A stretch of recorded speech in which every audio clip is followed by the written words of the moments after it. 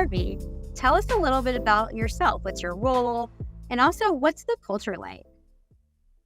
Happy to, Melissa. So my role at the Albertsons Media Collective, you can think of the newly restructured organization as I'm leading what we call front of the house operations. So if you think about the analogy of a restaurant, we want to create the best ambiance, the best experience, the best tasting items. So the whole experience from the time you enter the door all the way through the time you leave is created by the front of the house client facing team. And that is the team that I'm responsible for at the collective. From a cultural standpoint, I will just say that let's start with Albertsons Enterprise. I love that the Albertsons mantra is locally great, nationally strong, because that's actually exactly how we operate as the collective. What's really unique about Albertsons as an enterprise is that they really do a great job of making sure that from a localized perspective, customers really look, feel, experience, taste, and see what they want to in their local market. It's really a big core competency. From a retail media perspective, it should feel the same way. And so when I say front of the house, we want to make sure that that experience feels localized, it feels relevant, it feels personalized to you. But also from a national strength standpoint, the fact that we have as many banners, we've got 26 banners, over 2,000 stores, millions of customers that engage with our brands every single day. That type of national scale really equips us to be able to do the things that make retail media great. And so culturally, I'm going to start with locally great, nationally strong. I'm sure your question is more aimed for like how we are culturally as a retail media network. And Melissa, I like to call us, well, you'll hear the term a lot. You'll hear walled gardens a lot. I'd say we're like a cooperative garden. So we want to plant the garden together and make sure that the assets that we have, the data that we have, always in a privacy safe and compliant way, are accessible to the people that cooperatively plan within that garden. And so that's the culture we're trying to create. And I think the third biggest cultural piece is that we want to make sure that we make advertisers feel like every dollar that comes to us is earned and not deserved. And so I think you've heard me on some other podcasts and on stages before where retail media we know feels somewhat like a burden and a tax. One of the biggest things that we want to make sure that advertisers feel is that the collective is going to do everything we possibly can, starting with transparency as our culture, but all the way through the experience to make it feel like we've earned that revenue. And that shows both in the campaign objectives, all the way through the results. But that revenue is earned and not deserved. Awesome. And I love the analogy of front of the house. I've also, that's how I describe my role sometimes as well. And I have not heard someone else describe theirs that way. So that's why I was laughing. But that's a really good, accurate description. Well, Melissa, they also know that there's times when you've got kitchen fires in the back of the house, and it's our job to make sure that our clients are protected from those kitchen fires, right? And the extent of those fires is what we're really good at. But we're moving so quickly in a tech-enabled world, inevitably things will happen, right? Tech will go down, processes will change, things will just break because the pipes are moving so quickly. And so it's still, I think, really important for advertisers to feel like the experience on the front of the house is best in class. And that's what we're striving to do. Yeah. And sometimes when there is that fire, which we all know that happens, sometimes it's how you react to the fire and treat the customers. That's almost as important as if that fire didn't happen in the first place, right? Right. Exactly. That's right. Oh. So tell me, what are the ways that brands can activate on Albertsons Media Collective? Like, coupon, what are the typical kind of ways that people spend their money and their opportunity to attract customers? Yeah, I'd say for brands and advertisers that are really familiar with the retail media ecosystem, all we'd call the traditional ways you'd activate are all there. So we can start with things like search, properties like on-platform properties or O&O. You've got off-platform properties to a publisher. You've got social media properties. I think the one thing that I want to kind of tease, though, is that at Albertsons, we're very much focused on in-store being the next retail media landscape. And so outside of just what we call the digital opportunities, that whole omnichannel experience is so critical and so important. We are actively pursuing and piloting ways to make sure that the full shopping experience, so all the way from discovery, top of funnel. So I'm thinking about a recipe I need or an occasion I need to start planning for, all the way through to what I see, look, feel, taste, and smell inside of a store. all of those opportunities are also available. I think we're wide open to a conversation. And Melissa, those are always moving so dynamically for us. We love to find any and every way we can to not only activate that, but I think it's also to measure it. So the measurement piece is really kind of what our bread and butter is. That's awesome. And that's definitely a competitive advantage, is having the full funnel approach, I think. All right. So tell us a little bit about what are the latest features or products you've launched in retail media, and especially why should people care? Yeah, I'm happy to. Wow, this is great. The ones that we've been, I think, mostly focused on are our partnership with Pinterest.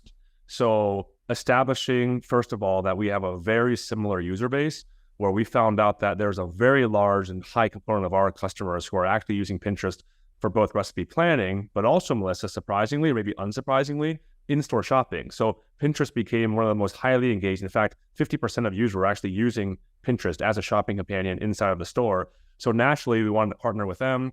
And so we have developed a full closed loop measurement product within the Pinterest portfolio. So a product on Pinterest, we have the ability to drive that back to an Albertsons property and fully close the loop on measurement. So that's exciting. The other one that's been recent is our, I would call it our vision, but now actively in pilot, to transition the print circular to digital. And I think it's something that if you talk about that, every retailer obviously is trying to reduce expenses, and the physical book or the physical circular that goes out, you're starting to see either expenses rise at a rate where you're not keeping up from a return perspective, or you just can't measure the impact of what that looks like when you're just pushing it out there at mass. And so our solution is more of a digitized, personalized solution. And we're piloting that right now actively in our general merchandise, health and beauty categories right now. We are already seeing some pretty fantastic early alpha results, but we're very excited about what that will look like for the future of circular and also for promo amplification down the road. That sounds incredible, both of those things. All right. So lots of innovation happening where you guys are today. Let's talk about, you kind of teased this a little bit ago, but how are you thinking about omnichannel measurement, and how are you helping brands understand incrementality? Yeah, we have been thinking about omnichannel since some of the leaders here and I have built this for other retailers in the past. And I think what we have done differently here is we want to make sure that the impact of measurement isn't limited to online only. So for us, when we see post-campaign reporting, or you look at the measurement methodology, we really do take that omnichannel approach. And so we get the question all the time, are you also measuring the in-store sales as a part of your online advertising? And the short answer, Melissa, is yes, absolutely we do. And so that's part of our measurement methodology. I'm going to tease a little bit out. So one of my peers, Claire Wyatt, who I have coined the fairy godmother of ROAS, I think she's going to appear on a podcast with you at a future date. But we've also publicly shared that methodology for other retail media networks, but also for the industry to actually understand and see how we're doing it. And we believe that that's something that should be shared across all as part of standardization. From an incrementality perspective, I love that you actually use the word understand incrementality versus achieve or promise incrementality. It's very difficult to promise incremental sales, but what we can help you do is to understand the impact of a post-campaign and if that truly was incremental or not. And so again, I'm going to tease that one out, but there is a industry white paper published on how we do our incrementality measurement. And I won't get into technical details here, Melissa, but those details are all available, and we can even share out that white paper here in a link if you would like to see that for your listeners on the podcast. 100%. I would love that white paper. That sounds, I haven't seen anyone publish anything like that. So that is a huge value add to the community. Really excited to read that.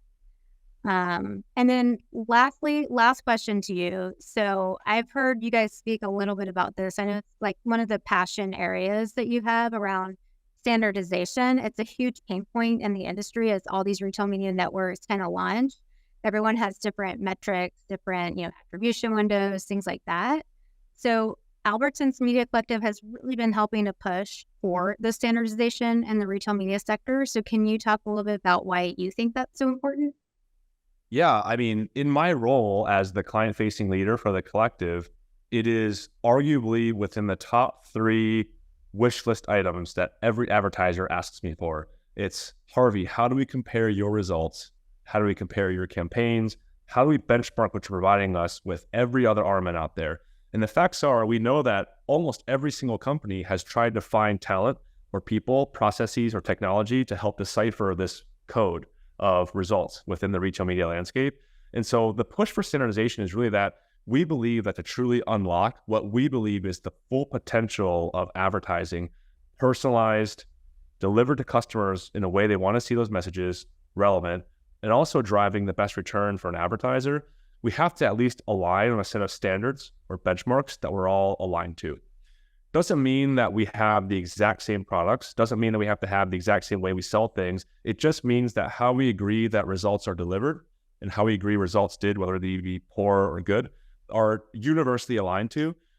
That's really our push for standardization. I think we exist now in a world where it shouldn't be the best salesperson or the best pitch or maybe the most cutting edge product wins, but really we know that performance matters. And so not having a set of standardized benchmarks in the marketplace now, we've recognized and we've heard the plea. I'd like to think of Albertsons is just one of the first retailers who, as part of ones in the growing retail media ecosystem, that wants to put our stake in the ground to say like, yeah, we're absolutely in because we believe it's a problem. It's one of the pillars for, again, transparency we talked about. And being transparent, I think, is something the whole industry can benefit from if we just have an aligned set of metrics that we all agree to. Love it. Awesome. Well, thanks for pushing for that. We are too here at Pacvue, and really appreciate your partnership. I hope to see you at an event soon. What's the next event you're going to be at? Oh my goodness. Grocery shop maybe, or CGA, or I don't know, Melissa. We go wherever the calendar dictates, right?